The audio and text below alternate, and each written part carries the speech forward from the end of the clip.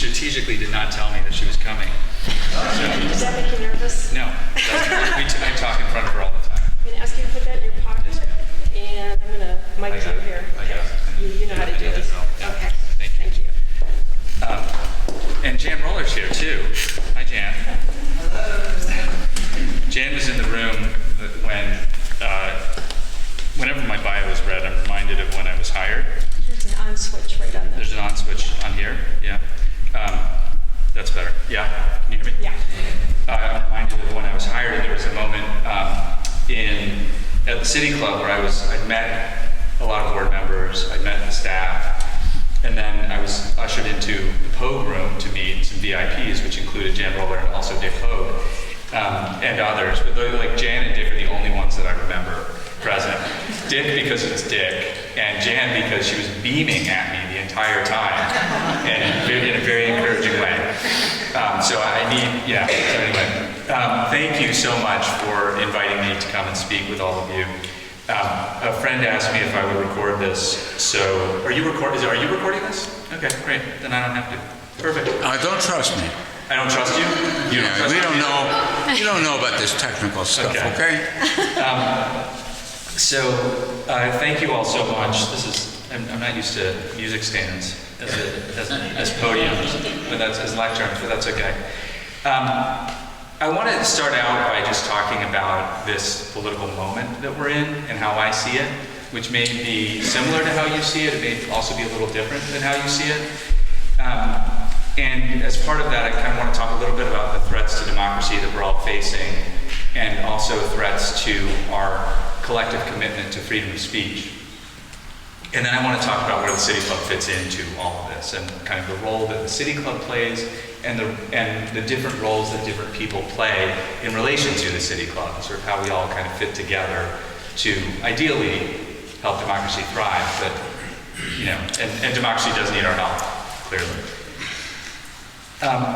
There are some really big threats to democracy right now, and I was just talking today with somebody who's coming to speak in a little bit to the City Club, and we were talking about how crazy these times are. And he said to me something that really resonated with me, which is kind of how I see it too, which is like for the last, the first Trump administration, and and during the Biden era, you'd say oh, there's so much strife, it's really crazy. But people would come and say, aren't you worried? Well, we've seen tough times before. The civil rights era was really hard. We had a revolution after all. We had a civil war after all. And there were, moments on the floor of the House of Representatives, the floor of the Senate, where elected officials were beating one another with canes and things like that. So we're not doing that. So surely we can survive whatever's happening now. But it has, in the last 11 months, begun to feel really challenging in a substantially different way. In a way that I heard Jill Lepore on a podcast recently, and she sort of said the same thing. In the last Trump administration, it wasn't we've seen this before, but now literally the velocity and the volume and the quality of the changes that are happening to the way the federal government works vis-a-vis all of us is unprecedented, and that's not an exaggeration in any way. In addition to all of that, though, our politics today, it seems to me, is really defined by grievance and a sort of commitment to purity, to ideological purity, in ways that I think are very challenging for democracy. Because democracy, after all, is about compromise. We sort of forget that politics is what we do so we don't go to war with one another, right? Politics is what we do so that we find something that I don't love and you don't love, but we can agree to go along with, so that we're not beating each other up physically, actually trying to kill each other. That's what happens when politics fails. And but when we're committed as two different parties to different kinds of ideological purity, it's almost impossible to find those places where any kind of compromise could be viable. And I find that really scary. That's a part that I find really, really disturbing. And I see it on both sides in very different ways. to be clear. There is a kind of, on the MAGA right, there is a, you know, a fealty to the president, and, you know, with Epstein files aside, thank you for your commentary on that earlier, that was interesting. But the Epstein files aside, there's this commitment to, you know, to whatever it is that Trump wants, everybody gets in line. And on the left, there's a kind of purity that winds up excluding a lot of people who might not see things as clearly or in as black and white terms as others. What I think that leads to is a sense of political homelessness for a lot of people who are left out, inevitably, by those kinds of commitments. I personally, individually, feel totally politically homeless. And as you would imagine, and as I did when I was practicing journalism, I am criticized often by people on the left as being a right-wing stooge, and by people on the right as being a commie and a liberal. So, I learned today that somebody in the comment section of C Magazine or something referred to me as an anti-union right-winger. That was great. And so I'm not special. There are lots of people, there are lots of anti-union right-wingers. I'm just kidding. There are lots of people who are politically homeless right now. And I think that's a real problem for our two-party system. I don't think our two-party system is about to break, frankly. I don't think there's a third party that's viable or capable of doing this. I think this is going to require an emergence from within these parties of new kinds of leaders who have to be possessed of extreme charisma in order to be able to counteract the forces that are pushing us apart. And I don't know who those people are. So that's one of the big threats to democracy that I see, and I think that that's an important threat that we try to address at the City Club, and I'll come back to that a little bit later. The political violence that we've seen in the last few years, the eruption of a new wave of political violence, which I think is not dissimilar to what we saw in the 1960s, is really troubling. I don't think I have to remind this audience that Robert Kennedy, the first Robert F. Kennedy, spoke at the City Club in 1968 and delivered the Mindless Menace of Violence at the City Club the day after Martin Luther King Jr. was assassinated. He, just 2 months later, would be assassinated himself. The assassination of Charlie Kirk, the assassination attempts of President Trump, or then candidate Trump, is the firebombing of Governor Josh Shapiro's house, the shooting of Minnesota legislator Melissa Horgan and her husband, also John Hoffman and his wife shot and injured, Nancy Pelosi and her husband attacked in their home, Steve Scalise back in 2017, the shooting during the softball practice. These are really tough times. We just formalized an agreement with Playhouse Square, who's our landlord, but also our partner in a lot of things, to expand their security footprint to 100% of City Club forums. So when you go to City Club now, at any City Club forum, whether you're coming to hear it from Pat Carney, coming to hear from people talking about AI or supercomputers or quantum computers or whatever the topic, or they're coming to a forum run by our Youth Forum Council, you'll walk through a weapons detection system. And if it's a program where we think there's an elevated threat, there will be police visibly on site. It's tough. It's really tough. There are also, in addition to these threats to democracy, sort of a subset of the threats to democracy that I see are the threats to freedom of speech. Firstly, there is a new set of threats from this administration, what I would refer to as as the coercion by the state of institutions we would have thought previously were completely independent and should have been independent. Things that look on their face like First Amendment violations. And I'm thinking specifically about how the Trump administration has redefined its relationship to the higher education institutions around the country, private higher ed institutions who receive federal funding for research in the public interest. I find this to be incredibly disturbing and incredibly worrying. And I don't think anybody on any of those campuses would have said, our campus is perfect, there's no need to reform how we do what we do. None of them would have said that. But this level of essentially blackmail, nice university you've got there, be ashamed if something happened to it, is it's shocking. It's shocking. We have I think, confusion too, in our communities broadly about what a commitment to freedom of speech actually is and what that looks like. I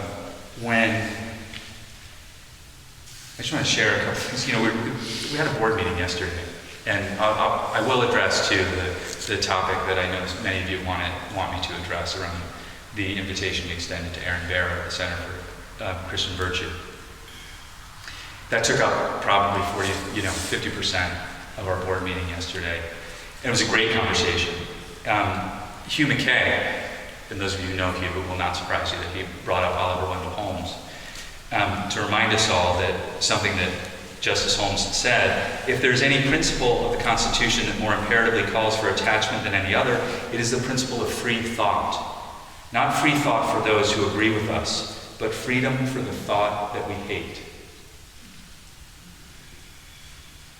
And in a kind of other perspective on this, and what's come to be known as the counter-speech doctrine from Justice Brandeis, if there be time to expose through discussion the falsehoods and fallacies to avert the evil by the processes of education, the remedy to be applied is more speech, not enforced silence. Now, these are obviously regarding the First Amendment and regarding specifically the relation of the government to the speech of the people. We are not subject to that, right? As an independent institution, as your organization, any independent organization is not subject to the strict doctrine of freedom of speech in the First Amendment, because it really legally just pertains to whether or not the state can censor individuals and institutions. However, in our nation is sort of committed to this ideal. And the City Club is part of that commitment to this ideal. And I don't think that it's broadly understood or broadly shared. That commitment is broadly shared anymore.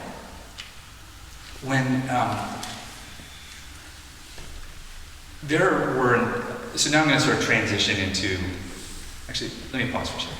Before I transition into like what the City Club does and how the City Club operates, I'm just going to put some of that free speech stuff aside, because I want to share with you some research that was done recently by the Foundation for Individual Rights and Expression.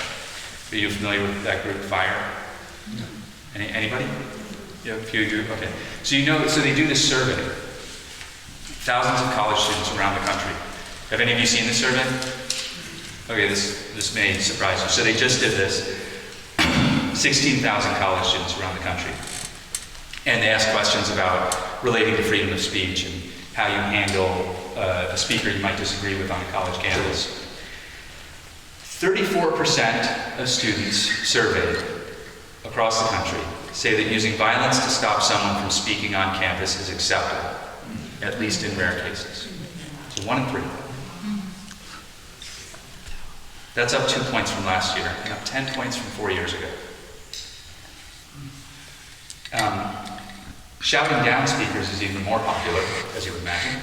72% of students say that shouting down a speaker on campus is acceptable, at least in rare cases, which is up 4 points from last year and 6 points from 4 years ago.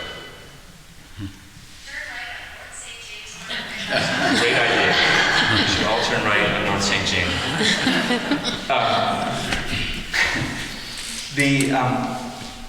This inability to sit calmly and quietly in the presence of disagreement has these other serious consequences. 25% of students report self-censoring themselves with fellow students in the classroom. And only 27% of those surveyed trust administrators to do the right thing. So when I hear about this is also connected to what I was talking about before, the sense of political homelessness, right? I think it's also, frankly, connected to the epidemic of loneliness that the Surgeon General spoke of, the previous Surgeon General spoke of quite a lot, spoke of at the City Club. If you can't have conversations because you're afraid that these ideas that you're just kind of grappling with and trying to understand, and you're trying to articulate them for yourself for the first time, if you can't have those conversations with the people around you or in the classrooms that are supposed to be designed to nurture you, what are you going to do? And I think that this kind of, I will, as an aside, I will say that this kind of gathering of people face to face in community, in fellowship for a common cause, is the thing that so many people are missing in their lives. And I applaud all of you for being a part of this. And I think that the City Club exists in a similar sort of way. We exist in sort of common cause of trying to understand better the people who are shaping the future of our communities, the future of our state, the future of our nation. And we are committed to listening closely, even to the thought we might hate. And I think that's important and valuable. And that's why we do what we do, and we program what we program. I'll say, too, that lest you think that this is some sort of perverse case of American exceptionalism, I would like to disabuse you of that. In Canada, Quebec is currently considering a law focused on strengthening secularism that would ban some forms of public prayer, specifically Muslim prayer, I believe. Also in Canada, an Irish hip-hop group called NECAP is being banned because of pro-Palestinian lyrics and actions. Meanwhile, in the UK, a comedian named Graham Linehan was arrested in Heathrow for a tweet. It was an anti-trans tweet. It wasn't very funny, but that's not a reason to arrest him. They sent several officers. It's similar to the ICE raids where somebody's like, I would just like to meet with my immigration officer, and they send a whole squadron. In the UK also, pro-Palestinian protesters have been arrested for simply protesting. These are Western democracies. It's also happening in Nigeria, Morocco, China, and other places. So what we do in City Club when it comes to this issue of freedom of speech, which we continue to think is fundamentally important to the state of democracy, to the strength of democracy, even when Bernie Moreno says things that make people angry, or somebody lands on our calendar we don't like. We're doing it because we think it's important for people in roles that are influential, in leadership roles that are shaping the future of our state and have already shaped the present, that they have an opportunity to engage directly with the public who has borne the brunt of policy that may not be working and doing the things that they want it to do. Or maybe it is doing the things that they want it to and it has harmed people directly. And we think that there ought to be an opportunity for what the Constitution refers to as a redress of grievances. An opportunity for a little give and take, a little face-to-face, a little human-to-human interaction so that we can begin to see one another. There was another commenter who did not refer to me as a right-wing, anti-union stooge, noted a forum that she had come to. This was about the scene coverage. I'm sure many of you saw this either in the Scene or Buckeye Flame about our decision to invite Aaron Baer from the Center for Christian Virtue. And she noted that in 1975, as a student, she had attended a City Club forum featuring William Shockley. Anybody remember William Shockley? I had to look him up because I was 2 years old in 1975. But he was a Nobel Prize-winning physicist and also a racist and an advocate of eugenics. And she said that during the Q&A, quote, the adults and students intelligently dismantled his points in their questioning.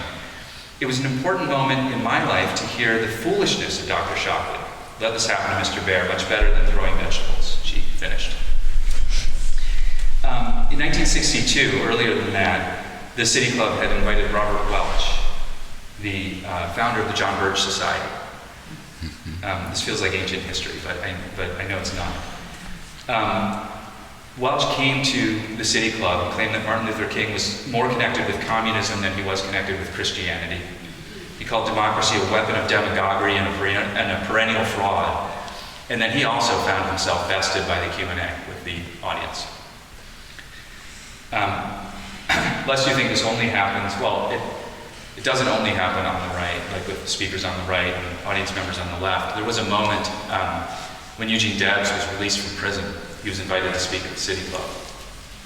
And the City Club board, I don't know exactly how this happened. I'd have to go back and look at the story, but a board member who may have been a president, maybe a past president, was furious. He was on the right, on the political right, and he threatened to resign from the board over this. Somehow Eugene Debs had learned that this was causing a lot of consternation on the board of the City Club and might tear the organization apart.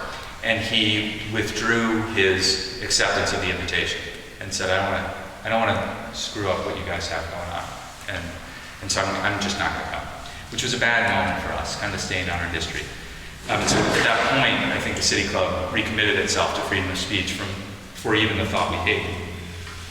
1967, George Wallace spoke. He was on his I'm Not That Racist tour. And there were protesters on every side of this issue. These photos, the only reason that I should do a PowerPoint is just so I can show you these photos. But you can go to the Cleveland Memory Collection at Cleveland State University and see them for yourself. This is when the City Club was on Short Vincent Street, across the street from the theatrical. And there were protesters carrying signs that said, Wallace, go home. And this is like 1967, right? So it's not like you just, you guys make a lot of signs, you know what it takes. But 1967, I think it was a lot harder too. You can just buy phone cord at FedEx or whatever you're doing, right? And they said, Wallace, go home. And then there were counter-protesters, pro-Wallace protesters with signs that said, Cleveland is Wallace country. No. And just before the forum started, most of the protesters, and this was actually like, I don't know how many of you went downtown during the 2016 convention, but the photos that I saw reminded me of this because there were, maybe 20 protesters and counter-protesters, and then there were about 30 police officers.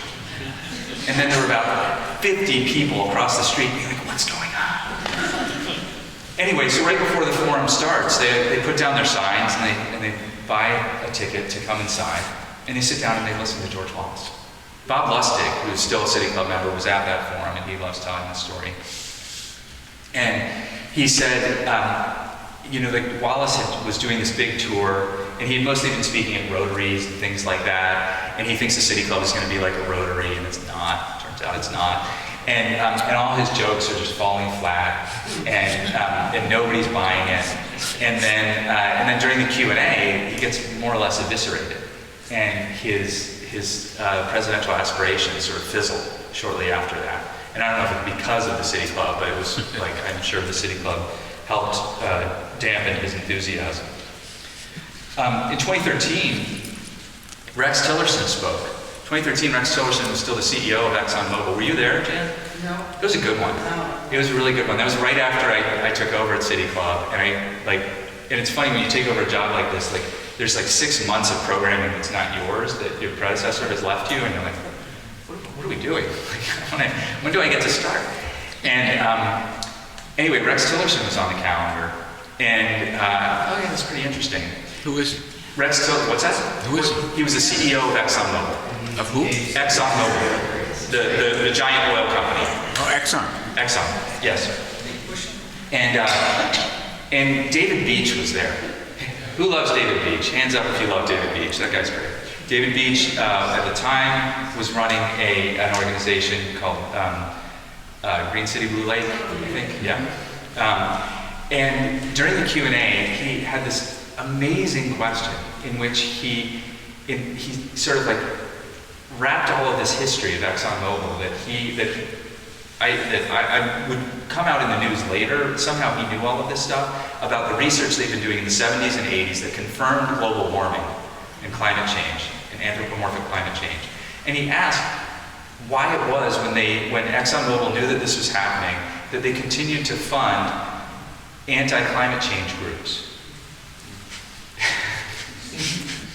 It was a great City Club moment. I mean, one of these only of the City Club moments where people who are expecting a friendly Rotary Club kind of audience are faced with their detractors and people who are really smart and really well informed. And it's a very special thing. People who grow up in Cleveland often assume that there's a City Club in every city. And as somebody who did not grow up in Cleveland, I will tell you that is not the case. There are no City Clubs, hardly at all anymore. There's one in Portland that is much smaller than ours and has struggled a lot because I think of the politics of Portland, back to the purity thing. And there's the Commonwealth Club of California, which is a sister organization in some ways. But the Bay Area is so large, and they do such a huge volume of programming. But they've been struggling a lot lately. They merged with the Council on World Affairs there, and they're doing okay. But it's a different sort of organization. It's more like a presenting thing. They don't quite do the community building around lunch that we do. And that's kind of it. Columbus has the Metropolitan Club, which if you've been to those events are similar, but I don't think I think we do a really good job. And there's not a whole lot else like that. So we're really fortunate to have the City Club, and I feel a special sort of honor and burden. It's like both, it's both of those things to steward this organization and remain committed to these principles. I want to talk too also about impact, because it's not just these moments of where people in power are facing their detractors directly, but there's also this other beautiful thing that happens at the City Club that often goes unnoticed unless you dig on, you kind of look under the hood and start talking to more people. Excuse me. In 2018, we, along with all of the 9 library systems in Cuyahoga County, invited the community to read a book together. We all read Evicted. How many of you read Evicted by Matthew Desmond in 2018? Okay, so you were part of something really cool. In addition to inviting Matthew Desmond to speak on the stage of the Ohio Theater, every public library, every branch of every public library did programming around that book, panel conversations, book clubs, and things like that. And we did additional programming beyond Matthew Desmond speaking. And then about a year and a half later, I was at the legal aid benefit, and I saw Council President Kevin Kelly speaking with the Judge of Housing Court, Ron O'Leary, and and I went over to talk to them, and I was like, you guys aren't talking about right to counsel, are you? The reason I asked that is because I knew that was kind of bubbling around. Right to counsel in housing court was proposed through this process of all of these conversations we were having. It was mentioned as one of the possible solutions to the eviction challenge. Because in housing court, most of us don't know, because thankfully most of us in this room, I don't think have been in housing court. If you're a tenant, you're not required to have legal representation. If you are a landlord, you are required to have legal representation. What that means is that the playing field is just tilted in favor of landlords. But if there's a right to counsel, then it really levels the playing field. And so I asked them, you guys aren't talking about right to counsel, are you? And they were like, yeah, how did you know? And I was like, I was just hoping. And so I was like, I'll talk to you guys later, keep at it.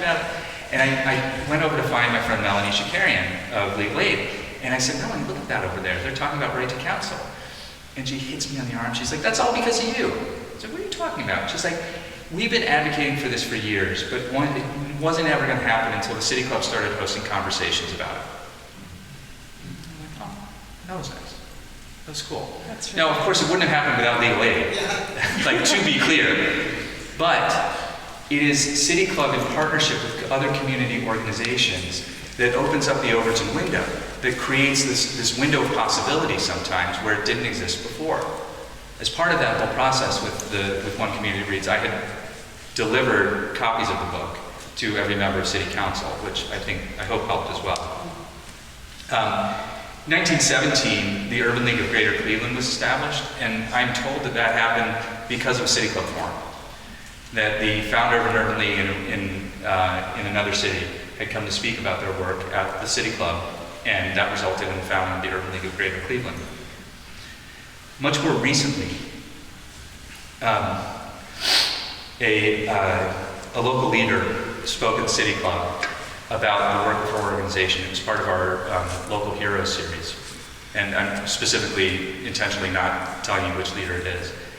But this leader told me just last week that after the forum, that afternoon, they got a phone call from a funder who said, "What a great job you did.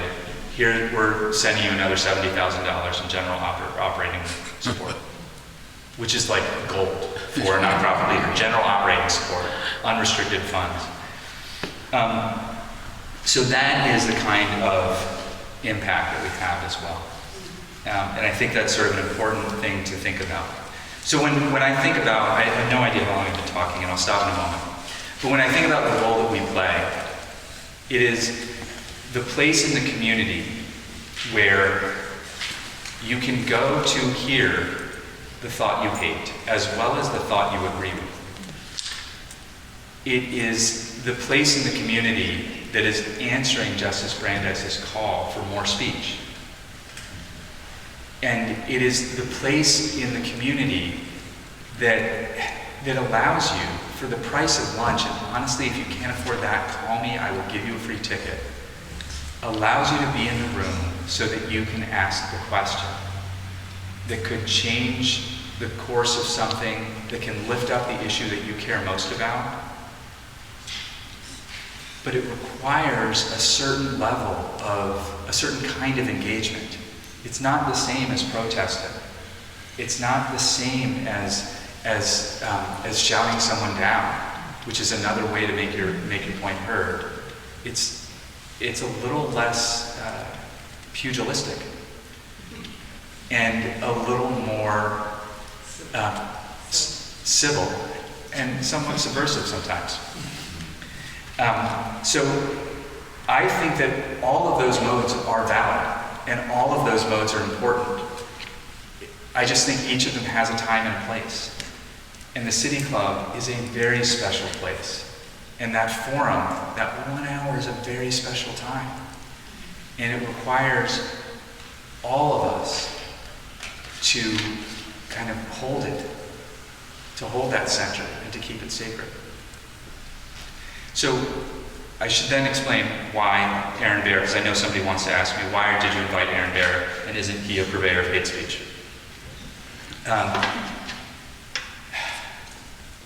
In the last Senate election cycle, the Center for Christian Virtue hosted a forum with all the candidates on the Republican side.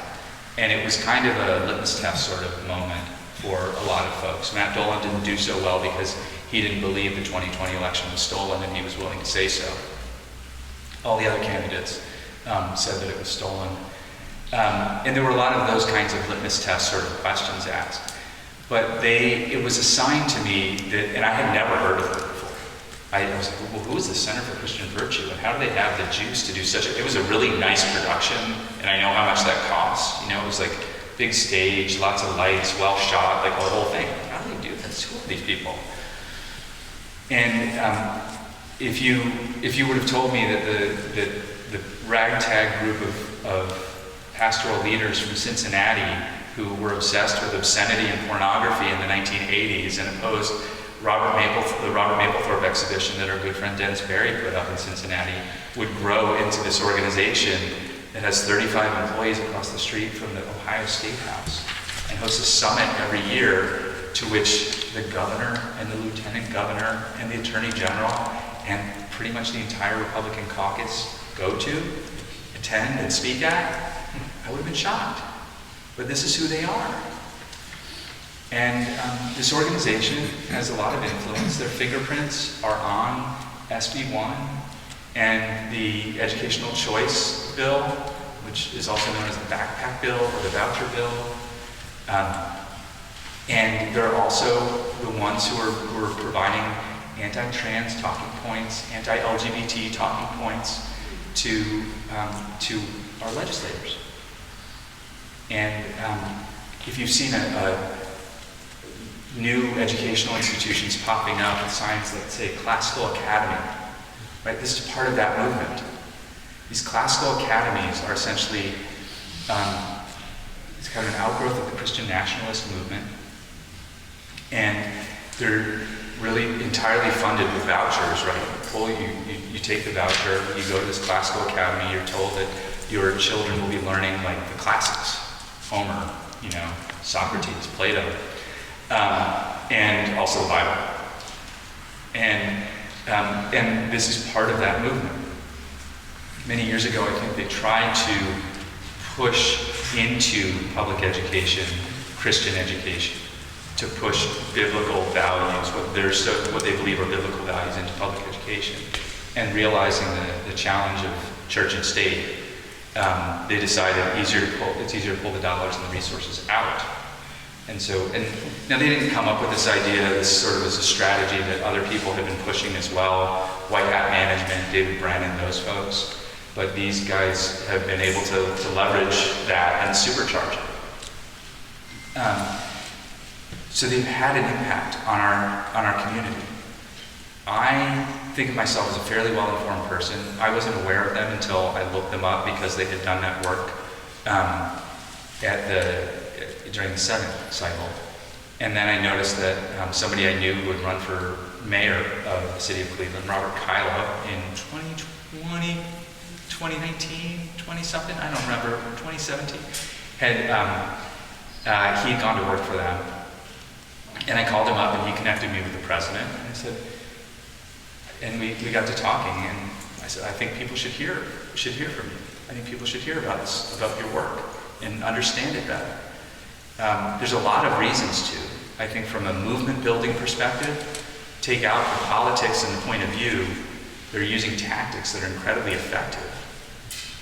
And then on the policy and point of view stuff, people need to understand this because this is literally shaping the future of our state. And I hope that it would be treated, as the scene commenter suggests, like the City Club treated William Shockley. The thing that's different about the City Club today than back then is that we're much more accessible. Back then, you had to be a City Club member or a guest of a member to get into events. We didn't sell tickets to just anybody. Now we sell tickets to everybody, which I think is great, but it comes with a different sort of set of challenges. So that's why we invited him, and also because I'm an anti-union right-wing stooge. Does anybody have any questions? Okay. Thank you.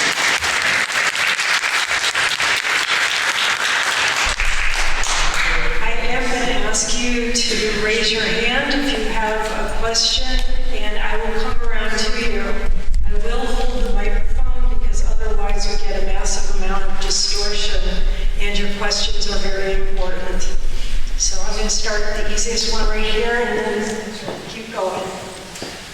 Mine's not a question, it's just a feedback to you.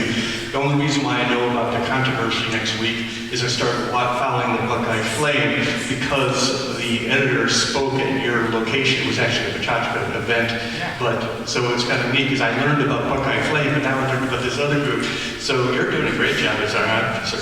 Thank you. That warms my heart. Thank you. Got your camera off. Thank you. Thank you for speaking here tonight. You certainly brought a fresh load of information that I didn't know of before, and that's thrilling.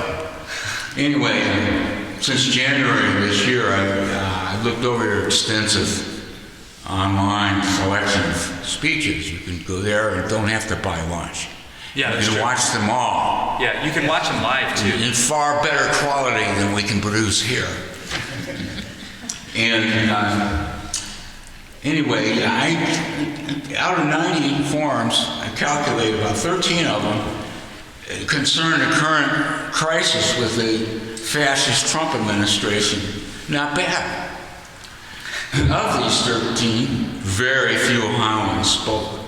Notably, the Democratic candidate for Ohio Governor, Amy Acton. I suppose the City Club has a budget it must spend and uses it to fly many of its speakers in from out of state. So we get very few Ohioans speaking out on the pro-democracy issue at the club.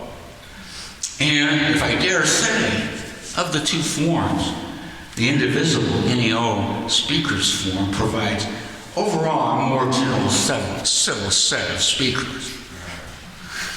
This is because the Cleveland City Club, by its charter, must present politicians who either speak little truth or proud of their record of clamping down on free speech in Ohio's universities.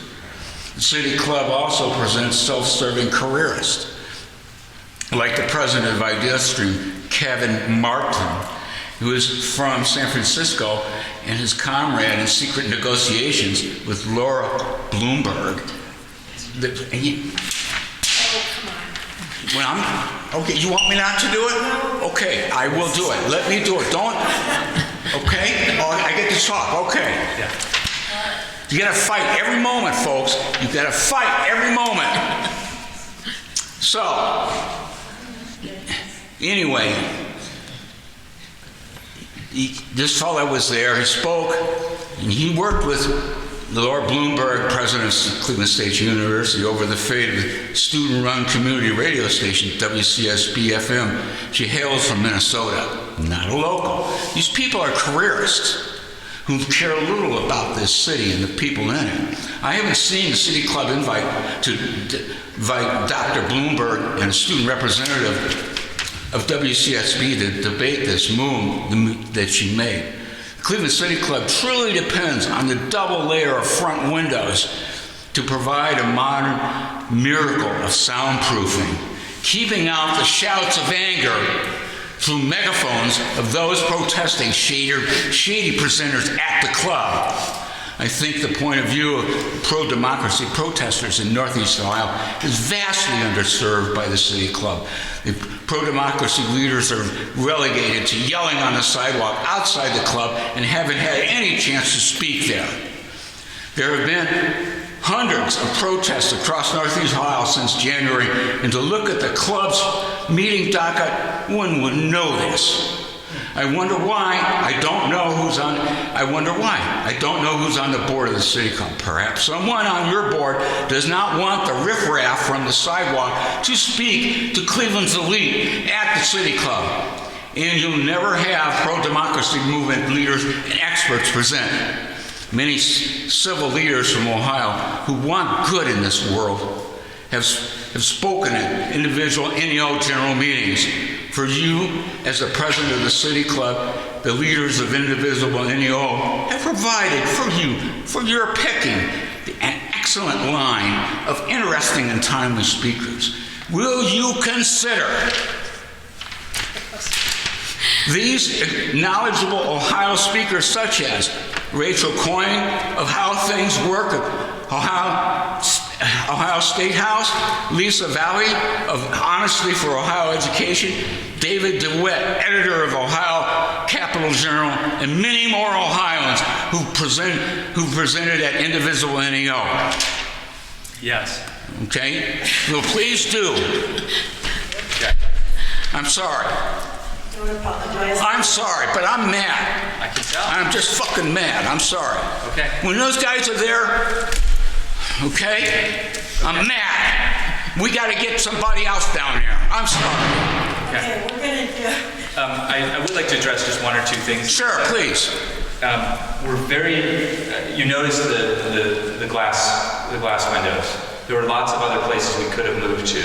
We chose a place that had big windows, so that the speakers, so that the forum itself would feel connected to the street.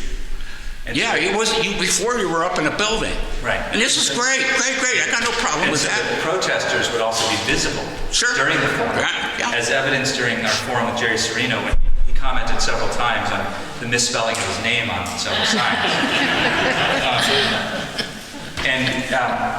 The soundproofing is actually really important in maintaining the kind of space that we want, and also for the fact that we are recording and doing a live radio broadcast. In order to do that well, we need to manage the sound.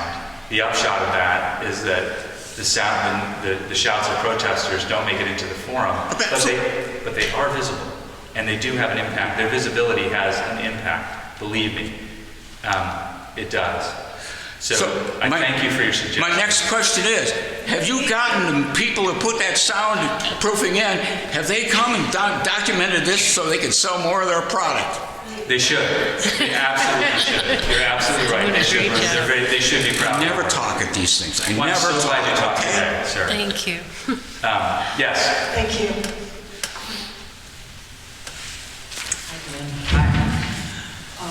I'm wondering, is there someone that you would not allow to speak at the City Club? And how is that decided? That's such a good question. My question. That's such a good question.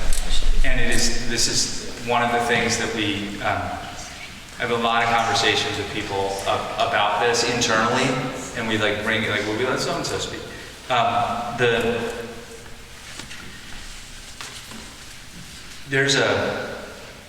I don't think that the leader of the Center for Christian Virtue would be on our agenda, on our calendar, if it were not for the size of the organization and the influence they have already exercised in politics in Ohio, and the influence that they will continue to have. Many years ago, Jan, I don't know if this was during your time on the board, when Rick Taft sent an invitation to David Duke. I think it was. Yeah, and that was a bit of a, I mean, to hear the story told to me, it was a bit of a free speech stunt, I think. Do you know what I mean? Right? Yeah, oh, definitely. Well, Yeah. I mean, just 1 second.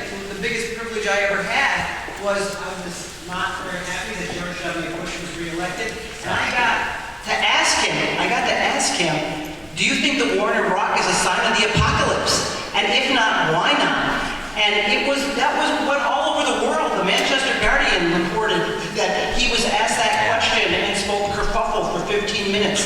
That's the impact that the City Club of Cleveland has, and that a little girl that grew up on a farm in Michigan could ask the President of the United States a question challenging him on important issues. So that's the power of the City Club. But back to the question, David Duke was invited, and I think he said yes, and then he realized what the City Club was, and then he said no.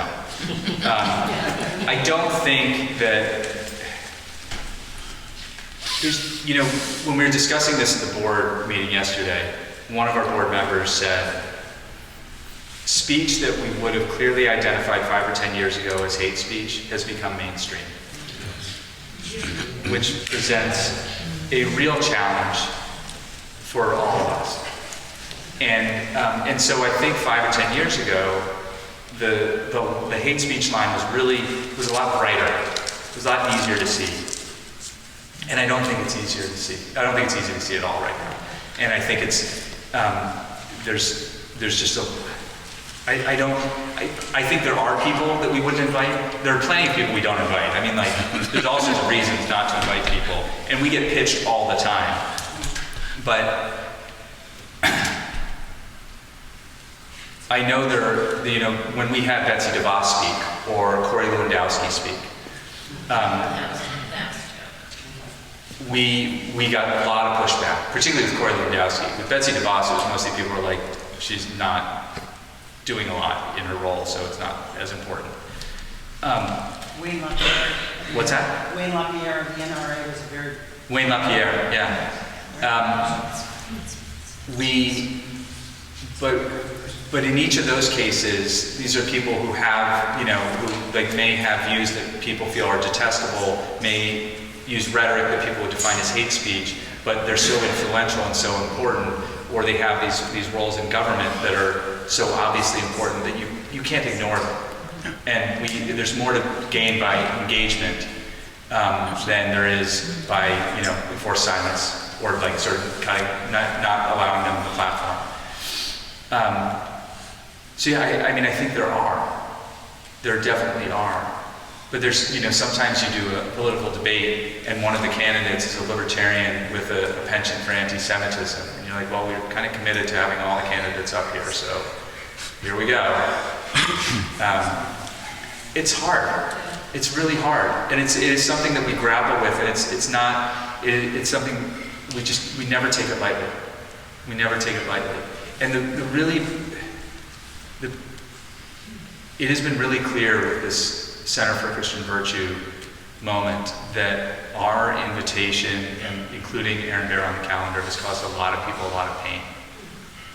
People who feel very close to the City Club, and people who I know, people I know that I kind of connected with, and they identify with me, and they became members of the City Club because they feel good about my leadership, and then we do this, and they're a member of the LGBT community, and they're like, I'm out, I can't do this anymore, right?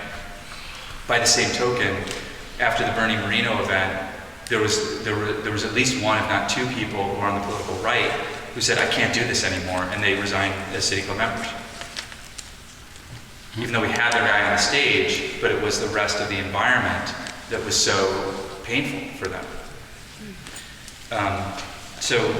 Yeah, I thank you for asking it because it's at the heart of so much, and there's no easy answer.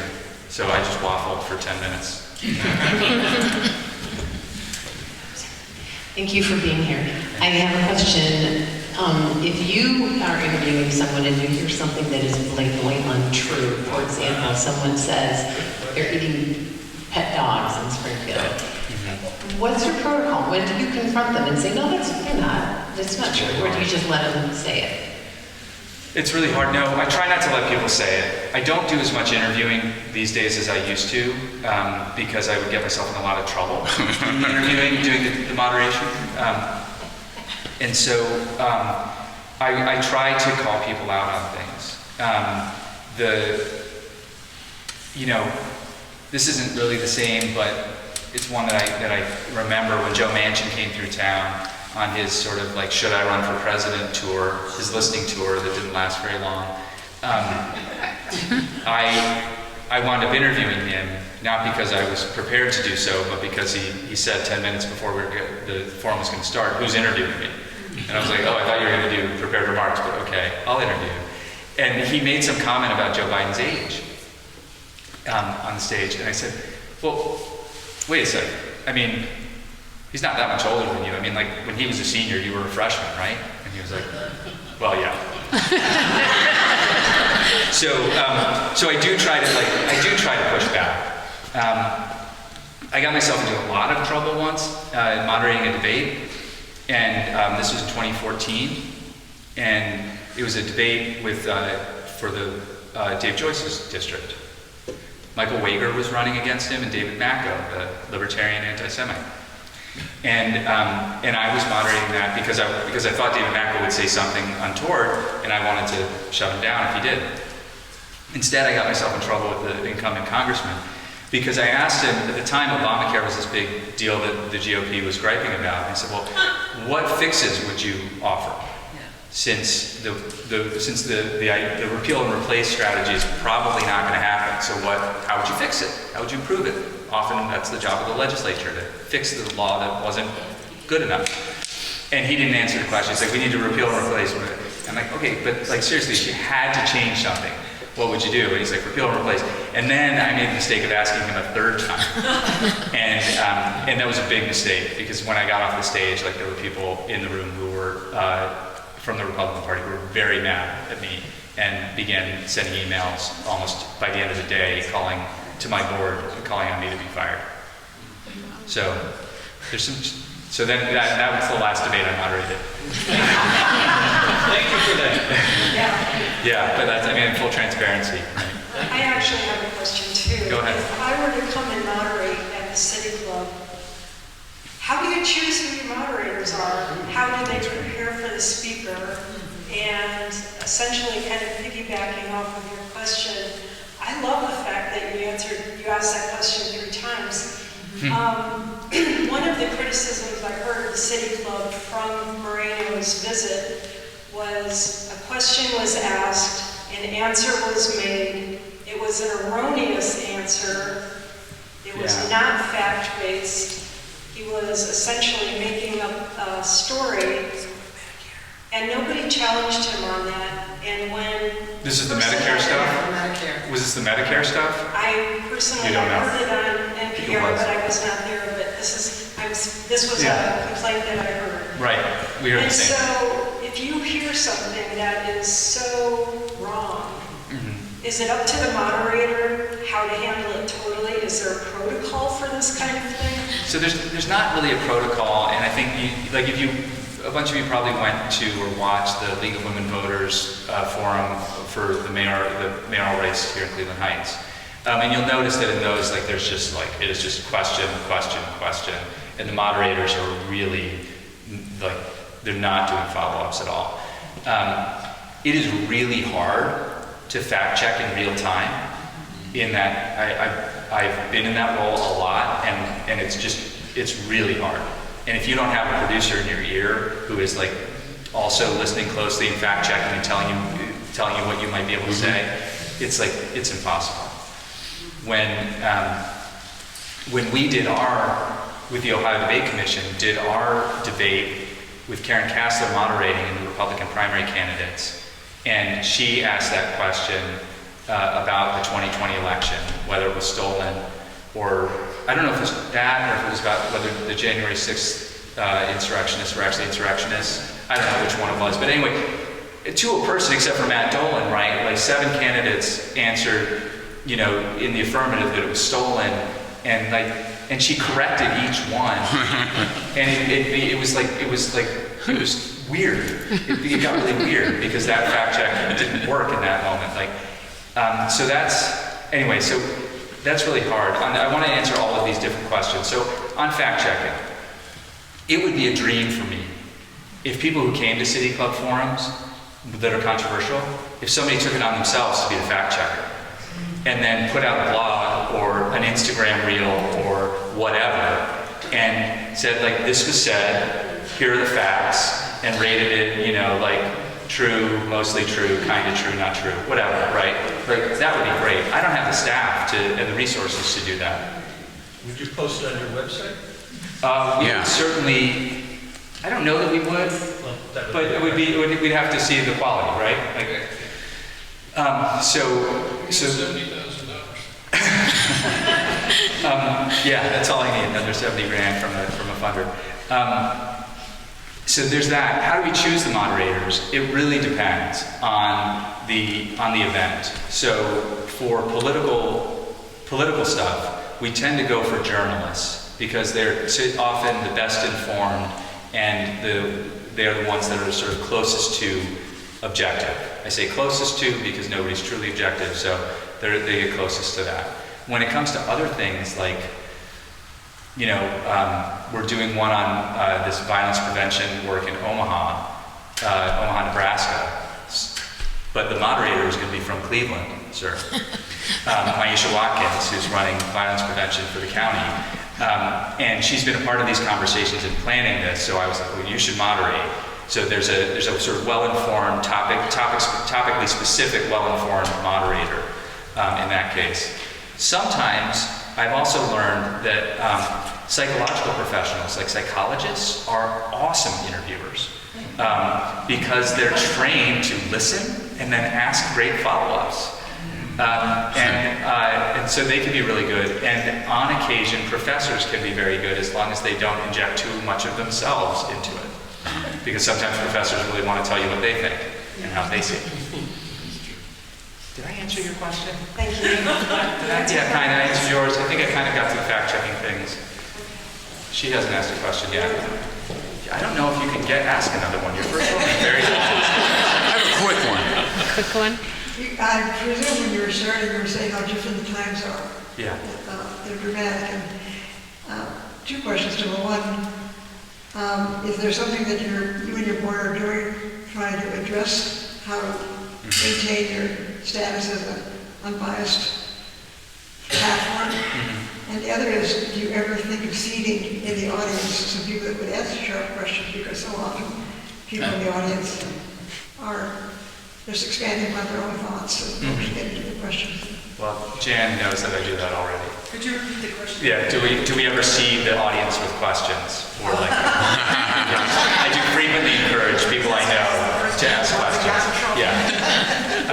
And yes, we're trying to address this. And like, frankly, the fact that there may appear to you to be more people on the right, on the political right speaking at the City Club, is a direct result of our intentional efforts to create opportunities for more people to hear and to listen across difference.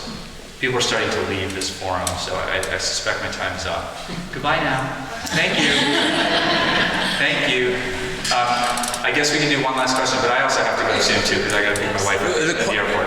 Can you make this quick? I'm deeply skeptical, sir. After Marino, Yes. the Republican Party was in the paper saying, you're not going to send anybody back. Yes, What's happened what with happened? that? Have they still refusing? No. So I'd like to say two things about that. Number one, Chairman Triantafilou never called for a boycott. He just said in his tweet, I'm going to encourage people to avoid the City Club. That's really different than calling for a boycott. We discussed boycotts earlier. You know what a boycott is. I reached out to Chairman Triantafilou shortly after that and said, hey, could we talk? And he said, sure. And my board president, Mark Ross, and I got on a Zoom call with the chairman, and we had a great conversation. He'd never been to a City Club forum. We shared with him what it's like. We talked to him about it. I sent him links to the Marino forum and to some others. And he said, oh, this is great. Can I put out another tweet about this meeting? And we said, sure. And he did. Do you want to know how many people covered the second tweet? 0. No. Goddamn media. Yeah.